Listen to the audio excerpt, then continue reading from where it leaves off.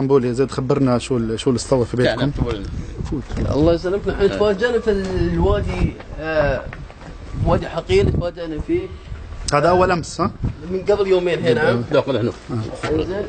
زين. نفس ما تشوف انت، الوادي دخل علينا، حاولنا نسكر الباب، نسكر غنفات، اي شيء، حاولنا نرد الوادي، ما كان باستطاعتنا. المايه دخلت عندكم، الطينه كلها دخلت على البيت؟ كلها دخلت في البيت، الرمله. شوف الطينه كيف في الميلانسي. البيت كله راح باغراض، باثاث، الادويه. خلاص.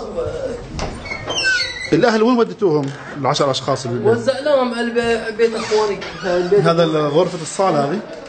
هاي الصاله. الله يسلم. شوف كيف. وديتوهم عند وين بالضبط يعني الاهل؟ وزعناهم بيت اخواني، متزوجين اخوان عندي بيت، وزعناهم على كذا بيت، لما حد يشوف لهم سالفه هذا البيت. عندكم تضرر كامل بالمنزل ها؟ بالاثاث مرة البيت كله رايح. شوف غرف النوم، الحمامات. انتوا كنتوا في البيت ساعة دخول المية والفيضان؟ ايوه نعم، نحن تفاجئنا في الوادي. عارف ايشكم ثيابكم وكل كل الثياب، الادويه، الكتب.